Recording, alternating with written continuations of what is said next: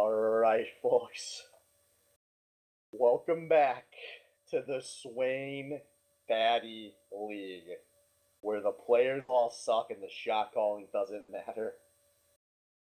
I am at a loss after those two games we just watched. This game, no matter how it ends, is down in Batty League history. The series is down in Batty League history. This is just insane. But these guys are competitors. No matter how awful forces of nature must be feeling right now, these guys are going to go down swinging. We're going to see what they change up in their draft here, what they change up in game. Because I don't even feel like their draft was the issue with the last game. It was just how they played. And we'll see if these guys go for something similar or if they try to completely shake things up after those two awful losses. I feel like in both of these games, there were high points for forces of nature too. Like it wasn't like that they slowly lost or like anything. I think they held a goal lead like for like 60 minutes of that game. Yeah, they had a goal lead from like, I think it was like the 20-minute mark till the end of the game.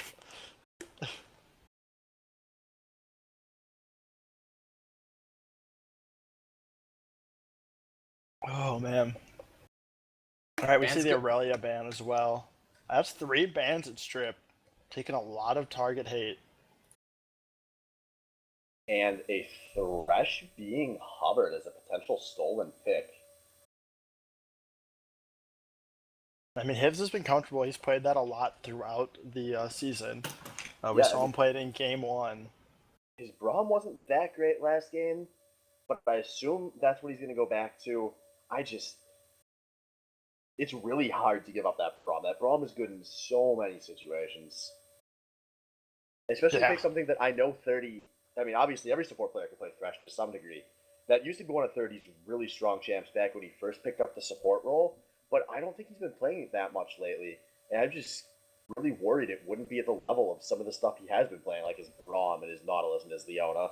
Well, we see the Thresh lock in, and we're going to see Dubdrum steal the Wukong away from Dan. And the Sivir lock. Sivir is the contested pick, apparently, of this patch.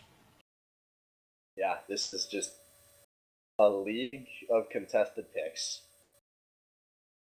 So, I don't even know if that Wukong has to be contested. It was god-awful last game, to be honest, out of Dan.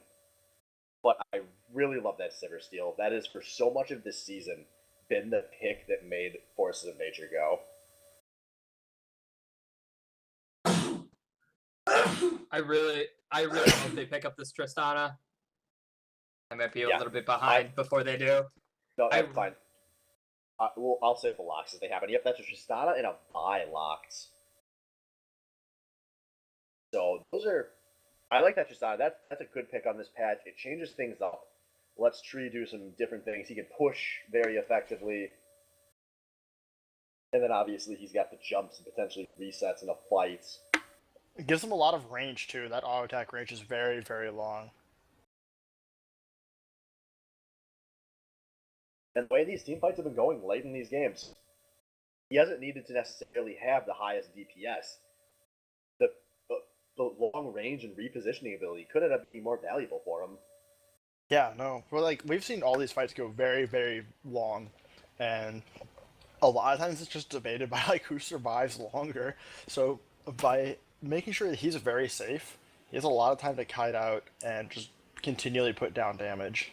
So Sharkbait gonna lock in the Braum here, and they're hovering Shyvana, which they are going to take. And that could be either top or jungle. We've seen both of them play it a lot. Yeah, that is 2 flex picks that's gonna make these top lane selection out of Forces of Nature very difficult.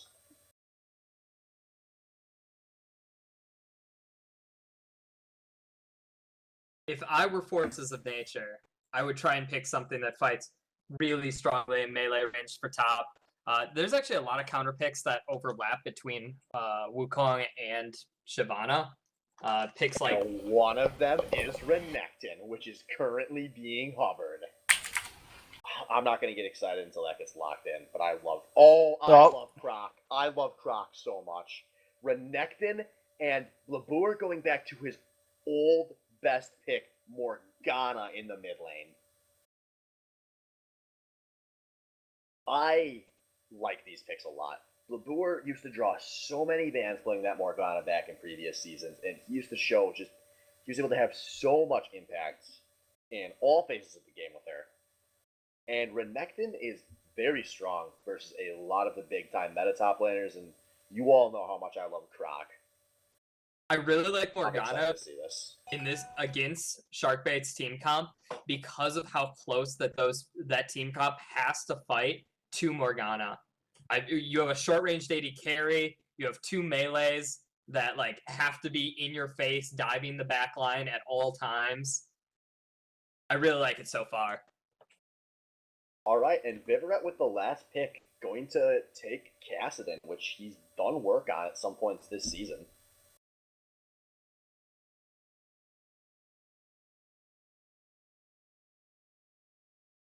So let's start with that mid lane matchup. I'm gonna have to assume that that's a relatively easy lane for Kassadin to get a lot of farm in. Am I right?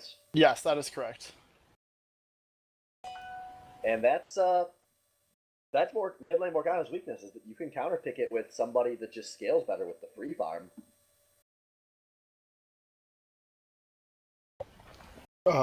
Yeah. No, I mean, like, the nice thing about this comp is they have a lot of ways to keep Tree safe. Like, Morgana, if Morgana just stands by Tree, it makes it very, very safe. Yeah, Tree is going to be in a very good position in this game. He should be able to get a lot of DPS off in these fights. I really love Oh Tree. my god! Wait a second. That's Micro mid. Oh my god. Oh, wow. I didn't even consider that, but when this season started, long time ago, Oh Blue my. originally signed up as a 10 jungle, 10 mid, which I believe Mikuro also signed up as. Labur stated that he wanted to play mid instead, like he would have much preferred that, and that's how this kind of worked out best for this team. But before the season, I actually was thinking that we would see these two flex back and forth a lot, even though they ended up not doing it. But that is definitely a sign that they know something has to change going into this game 3 here. And more importantly, they picked 2 champions that both of those players can play in their respective roles, throwing off everyone. How do you Yeah. think that Mikuro is gonna play up against a diamond mid player? Well, it's Kassadin. I mean, there's not that much he has to worry about in the laning phase. So Mikuro, while obviously Kassadin's going to scale better with that free farm, Mikuro can at least try rolling that die one more time.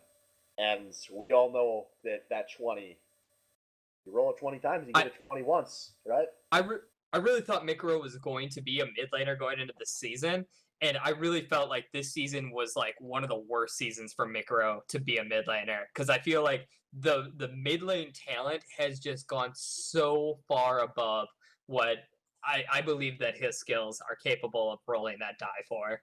Yeah. I will agree, but Morgana is a very safe mid to play. If you do not, like, if you don't try to play aggressive on Morgana and you just decide, I'm just going to go and farm, Morgana is so insanely safe. He is against Dubdrum on Shyvana, which is not a very good ganker for at all or mid lane.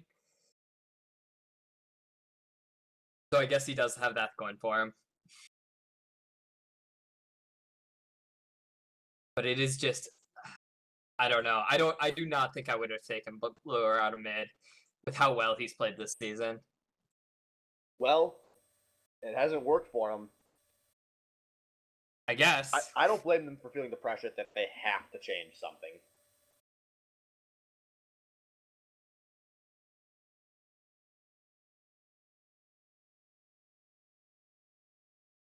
So, guys, I'll ask right now. We've been doing this game by game. Is this set going to be a 3-0? I think it's going to be a 3-0. I also think it's going to be a 3-0.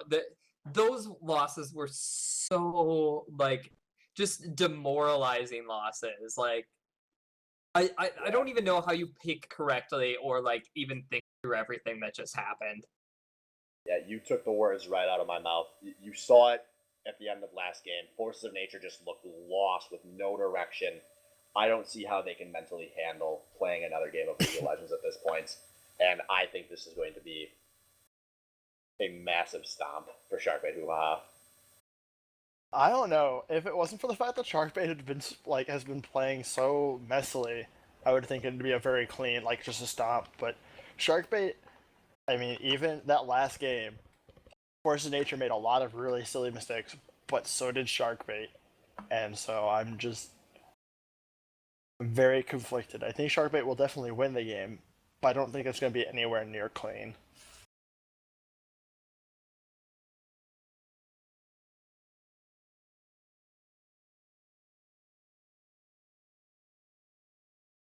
I think that the seconds, if Sharkbait get an early kill, or if they take the first kill of this game, I think it's just going to be too much in everyone at Force of Nature's heads.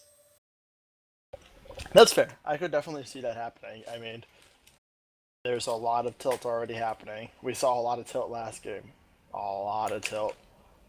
And, I mean, would not be surprised to see some more tilt coming. Tiltatonics, I believe, is how it was put in Twitch chat.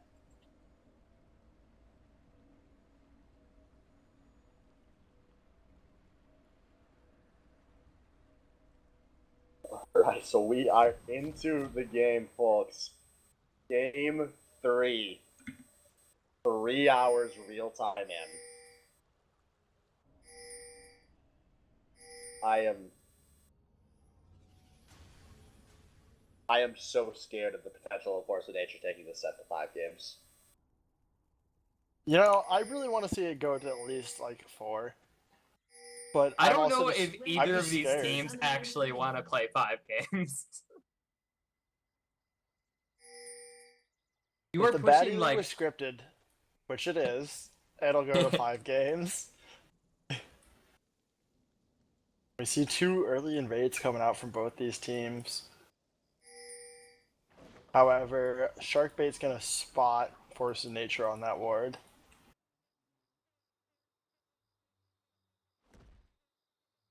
Seconds until minions spawn.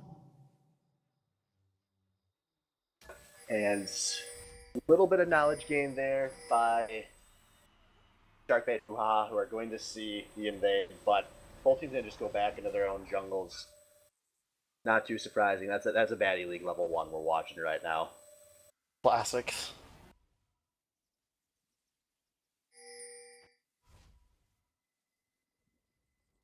Minions have spawned.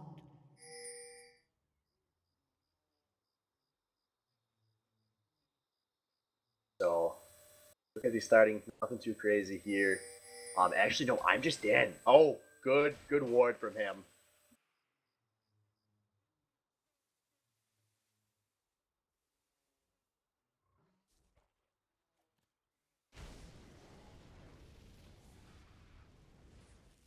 So, and I'm just in is actually enough to force the 2 members of Sharkbait out. They're going to be starting this jungle very late. That's a 2:05 start.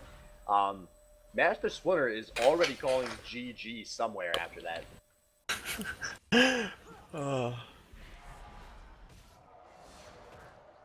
But as usual, just going into our standard lanes here.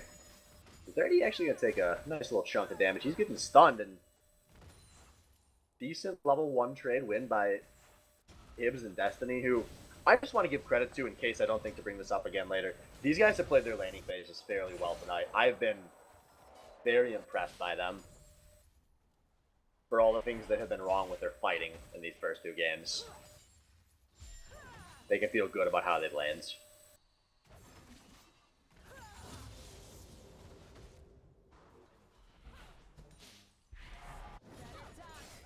So, for you two, we'll start with you, Chris. Is there any lane matchup you think is most volatile in this matchup? Like the one lane that you think really could have the highest chance of deciding this game?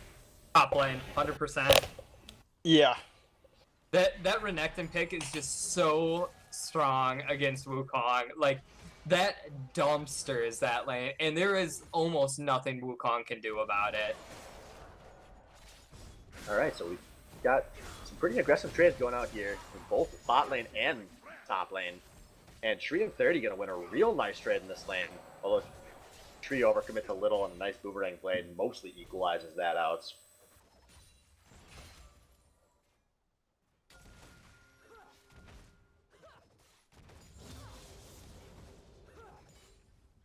And meanwhile, in the mid lane, Mikuro fallen fairly behind on these first few waves. That's kind of a surprise, is Morgana versus Kassadin. Must be pretty rusty with those auto attack last hits since he's been playing so much jungle. And Yeah, that's already developing into a very large discrepancy. And that is a worrying trend. But meanwhile, we see 30 and Blabur showing up in this mid lane. They are going to force a flash out of Vivaret that we don't see on screen. But a very good start from Vivaret. Actually, something I want to get your opinion on, Tiff. How do you feel about the Ignite on Vivaret instead of going for Teleport? I think you can get away with it in this matchup. Normally it's very important on Kassadin because it equalizes your lane matchup so much. You get bullied out of lane, you know, you just, oh no, I go teleport by and come back, I didn't lose anything. But in this matchup, it actually does give him a bit of kill pressure. I'd still prefer the TP. I think the TP is better overall on Kassadin, but especially just like how much like engage potentially he has for picks. You know, teleport top, get a kill, teleport bot, get a kill and assist. But we'll see how it works out for them. And also, I mean, the TPs in this series overall haven't been phenomenal, so. That's true. Which is why I think having a third one might have been the deciding factor. Ooh, a nice long-range binding there on the Vivaret. But I'm just going to have to watch out. He is definitely very diveable, as a Dubdrum is showing up in this top lane, and a great spell shield on Hibs. And we're seeing action everywhere. Madam's just going to start the tower dive here, and then he's going to flash out immediately. First blood to OG Little Saints. And that is rough. That's a lot of EXP I'm just is about to lose in this top lane, too. And he was already falling somewhat behind. He was not playing Renekton well in that top lane.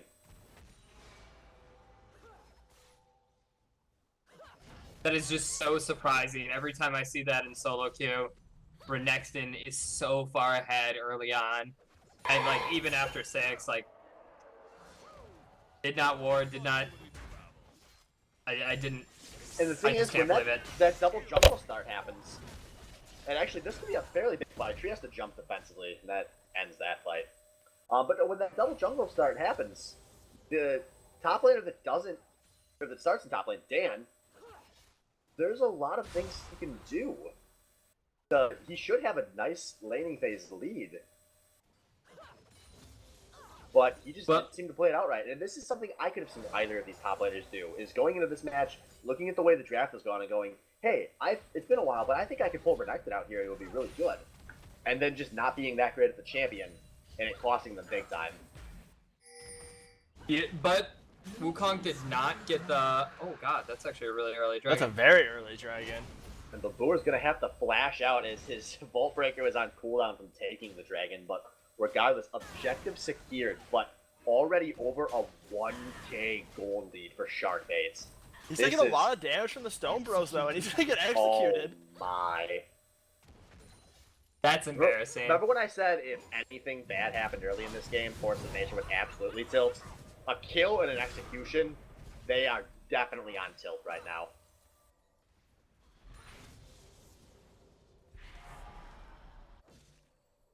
And that gold lead slowly getting bigger by bigger as Babur's off the map and not taking camps right now. And this top lane, I'm just in a decent position here. The creeps are slightly coming at him, and he still has an ultimate and a full rage bar, so he can heal a lot if he chooses to Q. And, yeah, Madam Stripe used that ultimate, and he didn't even feel the, or Justin didn't feel the need to pop his ultimate back on him.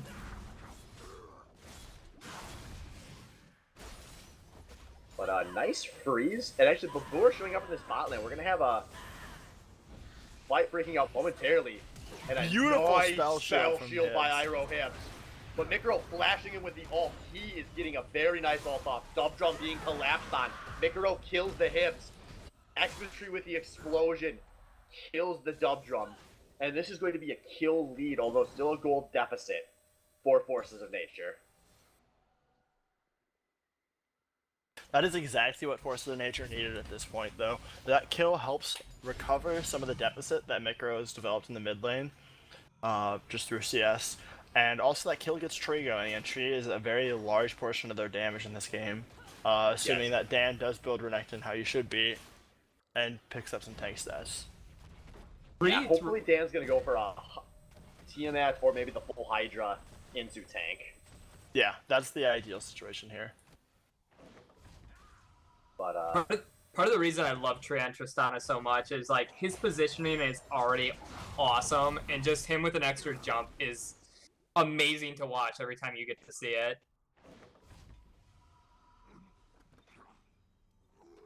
I'm just Dan forced out of top lane here, but he was just trying to get a little extra gold. He's presumably gonna use his teleport. He actually might be able to just walk up to this top lane.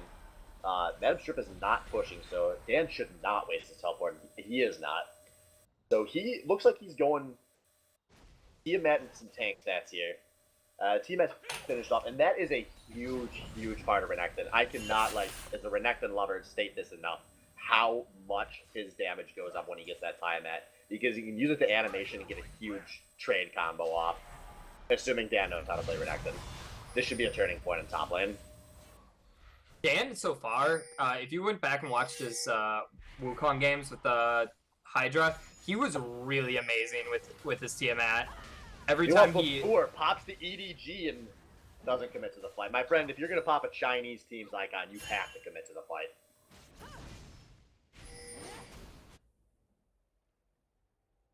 Dan's gonna go in, find Strip as well. Yeah, but he can just probably turn and fight. And he's going to choose not to turn and fight this. I don't know why. It's 'cause he just killed the pink ward. He spent a lot of autos on killing that pink. I guess.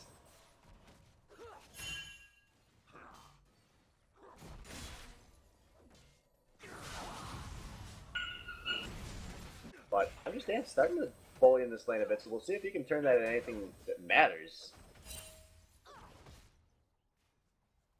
And for the second game in a row, something I didn't get to talk about last game that I noticed and wanted to, Tree goes for a very early blue elixir, or blue trinket, but it doesn't matter because Tree's going for a very early aggression onto Irohit, but Dum is here and he's going to capitalize.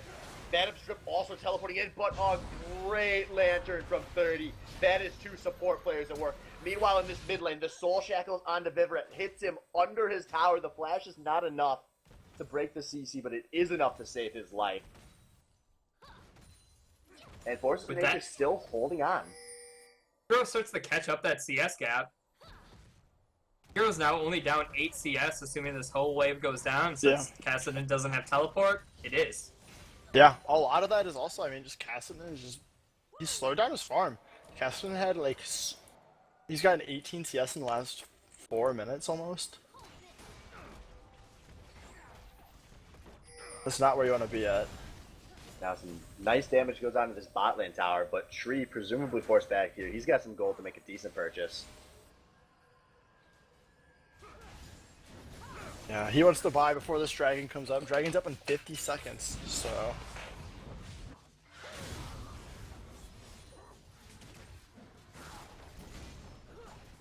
But a good counter push coming out of Sharkbait here. They take the second tower of the... Sorry, the first tower of the match. Second major objective. And that should lead into a pretty nice fight for this dragon in 20 seconds. Although Tree pretty late with the recall. Forces of Nature should be fine to deal a little dancing to buy time, though.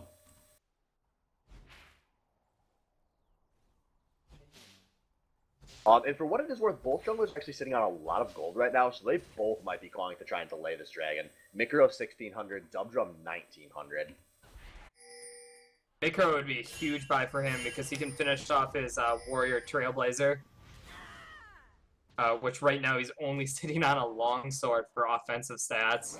Yeah, we will see that Forces of Nature does have the TP advantage here. That binding barely missed Mikro. Not Mikro, Dubdrum. My apologies. Yeah, and Hibbs with a nice dodge on the flay, and then spell shield. And Dan is taking scope. I don't know what is going on entirely, but it looks like it's not Dragon. Mikro getting lanterned in. He's going very aggressive. The Gotta get that scuttle. finding gonna barely miss. but we might see the Tristana going for a bit of a siege here in the mid lane if they want to. There's very, very little wave clear on the side of Sharkbait. Essentially only the Sivir.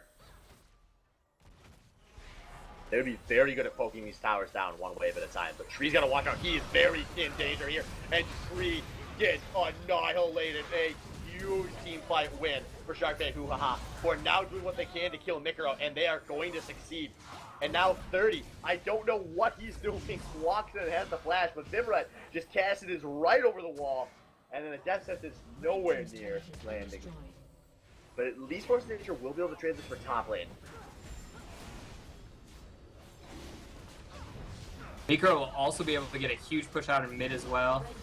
They're going to have to go defend both lanes. Yeah, so ultimately Dragon's equalized, Tower's equalized, kills only one apart. 1,300 gold. They could have picked up another kill, though. Blab could have ulted Madam Strip when he was under tower there. He had the mana and everything.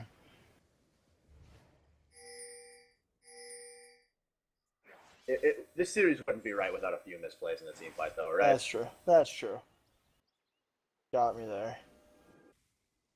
So looking at these items, I'm just Dan, clearly not the Croc expert that I am, so let me tell you some more about Renekton, folks. Titanic Hydra and Ravenous Hydra do not do the same thing when you activate them, actually. You cannot cancel the animation on Renekton's W with Titanic Hydra like you can with Ravenous or Tiamat. Really? Yes, I learned that during Worlds this weekend. So Titanic Hydra is actually somewhat ineffective for Renekton. The more you know. Yeah, no, that's actually huge then. A big part of the reason why the Ravenous Hydra is so big is because you're able to cancel your W animation. But looking across the board at the rest of these items, we got Madam Strip going for the normal Black Cleaver. Both middle laners went for the Rod of Ages builds.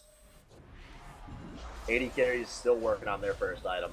So nothing too major's happened this early. And oh, a nice max range hook onto Viveret. That might not have happened in game. That might have been a spectator blog. It actually kind of looked like it. For those of you that don't know, the spectator client doesn't actually record the game. It just records inputs. So that very slight bit of lag that happens, you can sometimes see things like that long range hook that on a server that's refreshing literally everything that happens wouldn't have happened. Or maybe Thresh's hook can just do that. But it doesn't really matter because Madam Strip being flayed, he's got to ult defensively, but there's a nice hook. I'm just Dan, very slow to follow up on this though. He just doesn't look like he was paying attention, but gets the late kill anyways. And the Croc Snowball is about to begin. And I'm just Dan taking a lot of tower damage for no reason here. He finally pops his ult. And now he walks in and takes another 2 tower shots. This is some uninspired. Oh my goodness. God. This is not happy crocking right now. But a nice tower take, and now an assault battery on the field as he's taking a lot of damage. Tree with the fast follow-up. He is slowly being taken down, but a nice Glacial Fissure going to slow the inevitable before Mikaro snipes the kill away. Hibbs on that bot tower Yeah, though, Hibbs. but he's gonna get the TP out of Dan. Good TP from Dan. There's something I haven't said in a long time. And now We're seeing gonna some see very a- effective pushes though from Forces of Nature here. They're using the power of this Tristana very, very well. If there's something to notice that there's been a lot less of an aggressive game. There's not nearly as many kills at this point in the game as there were in the others. Yeah, this, maybe it wasn't the position switch that changed things up for Forces of Nature. It was just the 80 KB pick switch. And they're utilizing Tristana very well so far.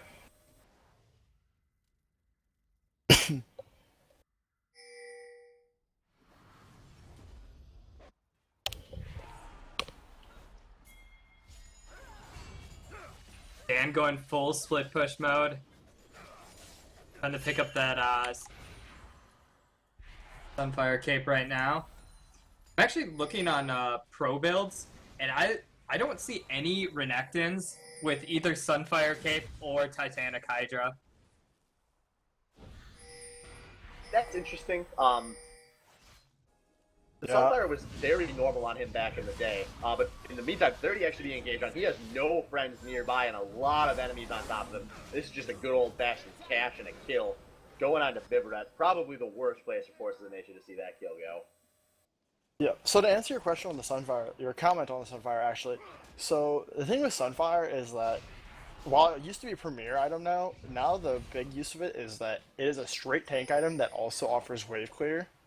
So there are other armor and tank options that are better than it, but they don't offer wave clear. So the people that are getting that are people like Shen, who just want Yeah. the straight tank stats and additional wave clear because their cave clear and their kit is not very good. Yeah, I see a lot of Renekton, like who's someone who's gonna have a Hydra, is gonna have a ton of wave clear. black cleavers and dead man's plates are way Yeah, more common. I think it has Yep. more to do with those items just being very strong than anything wrong with Sunfire. Personally. No, there's nothing wrong with Sunfire, except for the fact that you normally are trying to pick it up on a champion who wants additional wave clear and straight tank stats at the time. Wave clear is kind of like move speed, though. You can't really have too much of it. No, that's true, but I mean, it never hurts to have And more I wave think clear. if they're going to be using Dan to split Oh. push a lot, it's still a nice The push buy, bait. but this fight is happening. Before, this fight is not happening, folks. I've lied to you. You trusted me and I failed you. I'm so sorry, but here's a nice Glacial Fissure out of Failed Destiny. And Vivra going very deep, but I don't know why, because he's getting hooked, and he's getting chunked out. Now Micro with a nice two-man ulti, he's going to not lock up a few friends here. But on the backside of this fight, Three getting off great DPS. This is a slaughter in favor of Forces of Nature right now. 0 for 3. Hibbs flashed into that fight to try and get a kill. Oh my goodness. Well, this is exactly what Forces of Nature wants to see here now. They have a nice gold lead, they have a nice tower lead. They have head-on kills too. I imagine they're probably feeling pretty good about themselves right now, actually. They're playing better, way better than they They've did completely either of the changed the other way they're games. playing this game. They're no longer playing the skirmisher Chinese bullshit.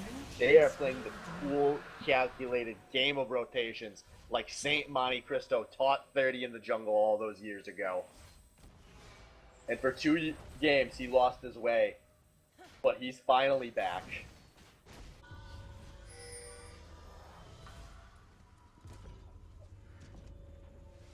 And Mikuro's going to pick up his Zanya's Hourglass on that back. One of the biggest item purchases you're going to see in this game. I love that he has Zanya's Hourglass and still have yet to pick up level 1 boots.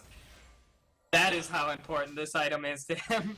You don't need the move speed from boots when you're just flashing into the enemy team every fight. I And you're only fighting wholeheartedly every agree. 5 minutes. We'll see how they play around it, though. Obviously, the longer you go with those boots, the tougher it gets. Yeah, he's going to get those soon, especially just because they're also actually once you get an upgraded source shoot, that's a fairly cheap source of flat magic pen. Yeah, Get a he little bit of extra definitely damage needs as a little well. damage into his build right now.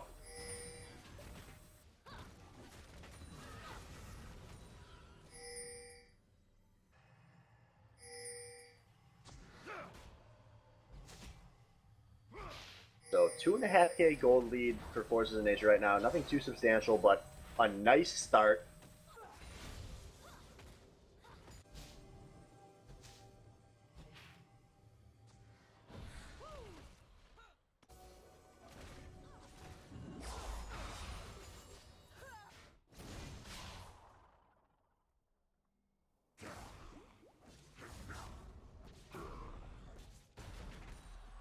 So Dan is kind of deep here, but his team's pushing the wave to create pressure so he can't be collapsed on. And we might see a re-siege going down in this mid lane.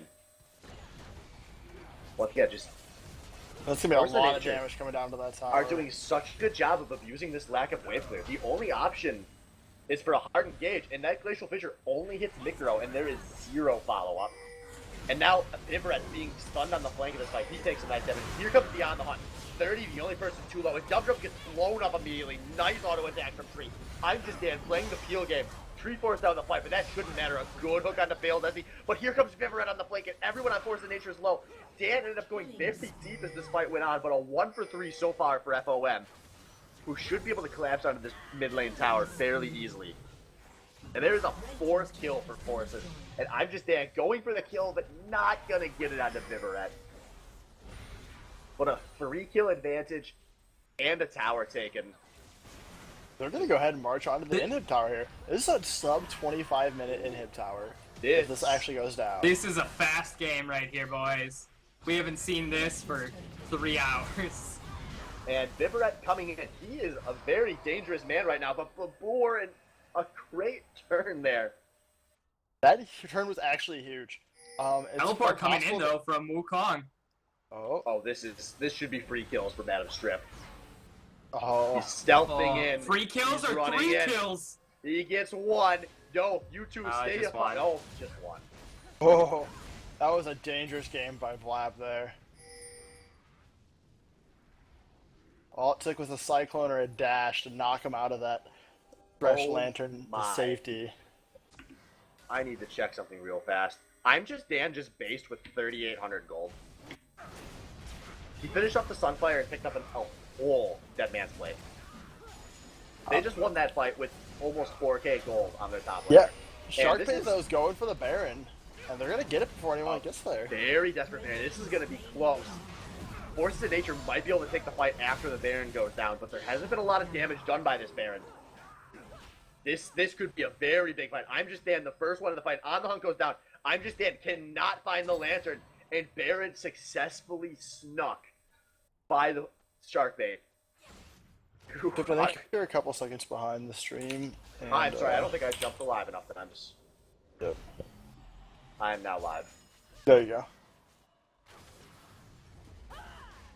But that is such a huge play for Sharkbait, who just want to, as much as I hate to say it, Has been destroyed. stall this game out. And before another fight breaks out, this is such a vintage Sharkbait comp from what they were running in the first half of the season. And Dubdrum already starting to get fairly strong as a split push threat. And he is utilizing it very well. Blue team's turret has been destroyed. And it looks like Labur, nope, not gonna force the fight. I'm surprised to not see him force the fight there. But I guess they're kind of worried. Baron, they don't know exactly where everyone is. Yeah, Playing they're a playing little around with safe. Can't say I blame them. I'm sure if I was looking at their team's vision, I would have been making the same call there. Oh, I'm sure. So that's what I kind of figure. But in the meantime, we've got 32 seconds until Dragon number 4 spawns. It would be a third for Forces of Nature, or a second for Sharkbaits.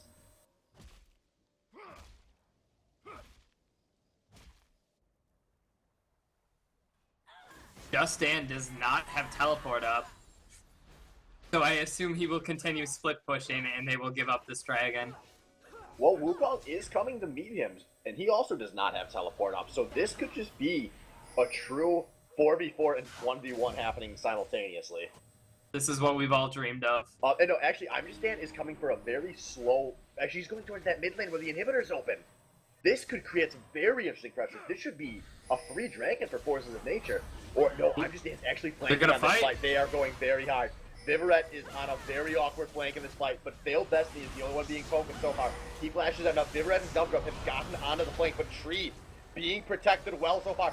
Tree with some great positioning as this fight gets chaotic. A first kill for him. And now Tree turning to get towards his team, but he walks into the knockup, and actually Sharkbait are starting to turn this. Tree has to flash out a 2 for 2 so far, but Imjustan is dealing a lot of damage. He picks up a double kill. The only person left is Madam Strip, and he's not going to last for long. He picks up a kill before he Go gets get up the with that inhibitor, boys! 3, 4, 5. I don't know if you saw that, but Sivir flashed over the back wall to flank the back of Forces of Nature and got decimated. I did That not flash, catch that. I have no idea what was going through his head when he made that flash. Inhibitor has been destroyed. I did not That's an catch inhib. that, but that explains how that fight got so close. But a major inhibitor, it's going to be really fun to see how many times that can go down this game. That is number one. That is number one going down. Yeah. Just Dan's teleports back up. He would be able to base and get back here with full health if he wanted to. I think he's more worried about having the map pressure until the rest of his team can come. He is a tanky gator. And he picked up a lot of kills in that fight. Sitting on 2.3k gold right now. He is a Yeah, very, very big alligator. He should really be looking to spend, but at this point, that is not going to happen. And Sharkbait are starting the force here. This could be a fight. Vivorette, watch for him on the flank. Mikaro flashing in. He's putting out a big pull damage, and Vivorette gets hooked, but there's no damage going on him. Tree gets forced out and dies without dealing anything. And Sharkbait has secured this dragon. This is going very, very badly for Forces of Nature. They've had 3 players down, and that is not the end of it. Labour slowed. 30 has to do what he can to run. But this could be a big turnaround for Sharkbait, who almost evened the gold out after that fight. Man, this game is a roller coaster, just like the others.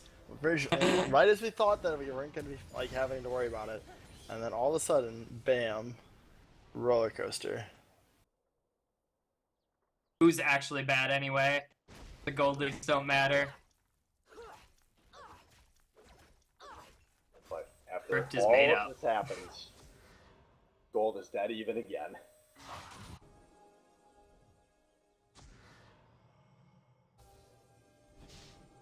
And that fight, that was just Tree got blown up. Vivorette's flank worked exactly how it needed to, and no one turned onto him when he came in fast enough.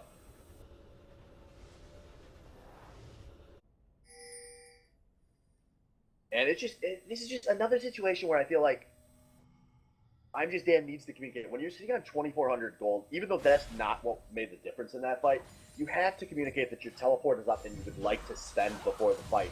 Because that much gold is going to have a huge impact on any team fight. Yeah. Yeah, if he would have been able to spend, get his Spectral's Cowl and that Ruby Crystal that he's sitting on now, been huge. But it looks like Force of Nature going back to the split push. Both teleports are currently up. Forces of Nature don't need to fight them. They can out-rotate them. Yep, they've been doing it all game, and I like this decision, because as soon as they get any kind of equal situation in this mid lane, they just go up there for one wave. But meanwhile, Dubdrum's getting hooked. We'll see Dan, the first one to teleport, but Dubdrum, Vivorette is the first one to die. A second kill for Force of Nature. They are winning this fight very, very hard. A good old amount of mana strip is not going to be enough to turn this fight. Tree going to go down late in this fight, and somehow Dubdrum walks out, but that is not enough to change this fight. And somehow a 2 for 3 currently, but a nice hook out of 30 caliber. And now I'm Just Dan flashing in to secure this kill. Those Winions are on the base right now. Yeah, and they're all focused on the same tower, which is really big. A lot of damage coming out. They're probably gonna clean up that tower. Oh, No, the Shibata tower was barely make it. But Dubdrum saves the day. 131 health. But they'll settle for 2 extra kills worth of gold and the bot lane tower. And a playbook open again. Although Vivorette getting a nice chase on I'm Just Dan. This could be a big kill that he will almost for sure be able to get. Well, there is a No, I don't level think so. advantage here. I'm Just Dan finally going to turn. He gets a big heal off of that Q. And wow. Folks, that is a 3-level advantage for you.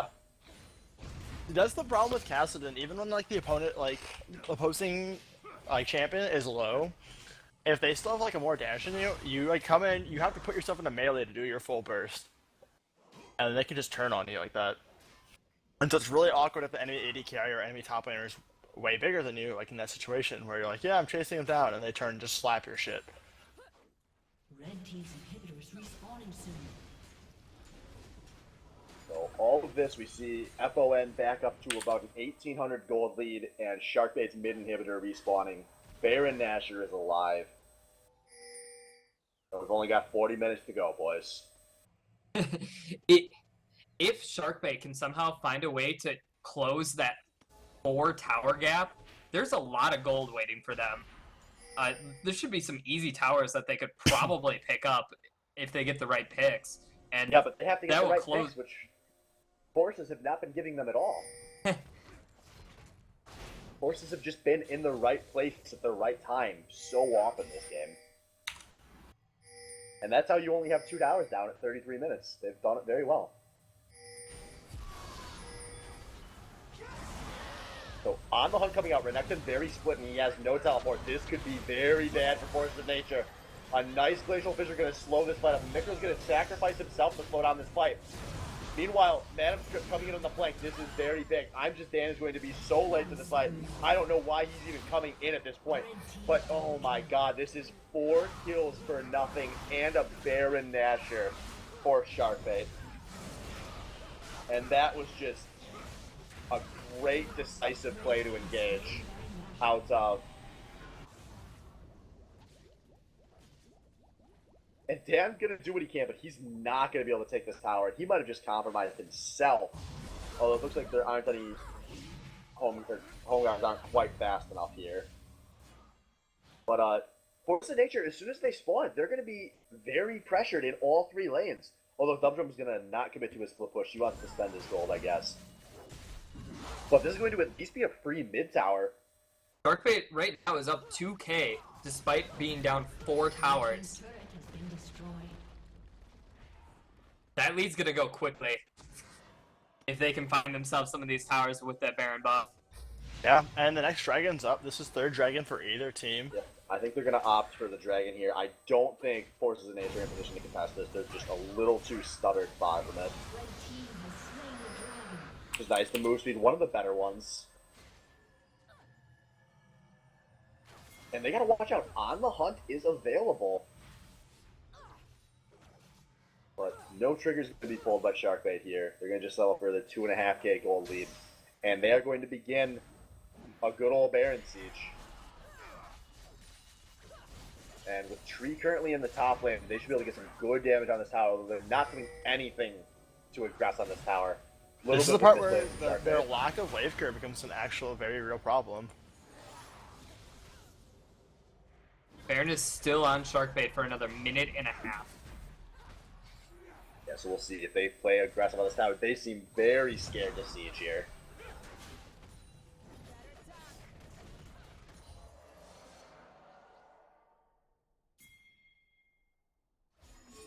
And I'm actually starting to think they might not get anything out of this Baron. Or anything more out of this Baron, I should say.